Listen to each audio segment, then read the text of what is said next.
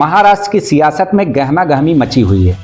भाजपा गठबंधन चुनाव में जीतने के बाद भी सरकार नहीं बना पा रहा, जिसका मुख्य कारण चुनाव के पहले मुख्यमंत्री का चेहरा कौन होगा इसका निर्णय न लेना है। जबकि कांग्रेस गठबंधन महाराष्ट्र की सियासत को गिद्ध की तरह देख रही है। बीजेपी में भी फूट की खबरें आ रही हैं। बीजेपी का एक खेमा ब्राह्मण जाति के फडणवीस को मुख्यमंत्री बनते नहीं देखना चाहता, इसीलिए पेंच अभी तक फंसा हुआ है। जबकि महाराष्ट्र में भाजपा के ज्यादा विधायक फडणवीस को मुख्यमंत्री बनाना चाह रहे हैं। भाजपा के कई नेताओं का मानना है कि अगर महाराष्ट्र में ब्राह्मण को मुख्यमंत्री बनाया गया तो देश के पिछड़ी जातियों में भाजपा के प्रति असंतोष बढ़ सकता है। तो आप समझिए, एक नाथ शिंदे तो बहाना है। दरअसल भाजपा के अंदर ही इस बात को लेकर खींचतान मची हुई है कि अगर ब्राह्मण को मुख्यमंत्री बनाया गया तो भाजपा पर ब्राह्मणवाद का आरोप लग सकता है। ध्यान देने वाली बात यह भी है कि महाराष्ट्र के बाद बिहार व दिल्ली में भी चुनाव होने हैं। ऐसे में भाजपा अपने ऊपर ब्राह्मणवाद का आरोप नहीं लगाना चाह रही, क्योंकि बिहार में पिछड़ों की संख्या ज्यादा है और वे किसी भी चुनाव को प्रभावित करने में सक्षम भी हैं।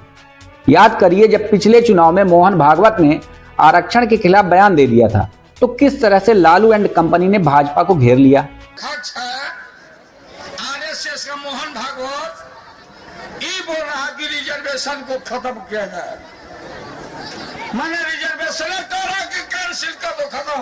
बाबा का दिया हुआ रिजर्वेशन कोई माइकल लाल कैंसिल नहीं कर सकता। स्पष्ट है कि जो कुछ भी आरएसएस प्रमुख ने कहा है वह भारतीय जनता पार्टी के विचारों को प्रकट करता है और भारतीय जनता पार्टी का जो असली चेहरा है अब लोगों के सामने आ गया। नीतीश कुमार जिंदाबाद। यहां तक कि मोदी को बिहार से अपने पोस्टर तक हटाने पड़े थे।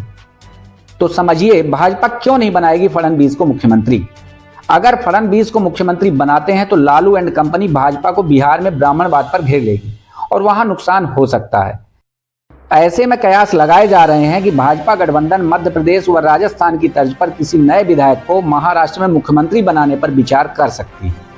वहीं कांग्रेस इस प्रयास में लगी है कि शिंदे गुट अगर बीजेपी से अलग हो जाए तो महाराष्ट्र में विपक्ष एकजुट होकर फिर सरकार बना ले।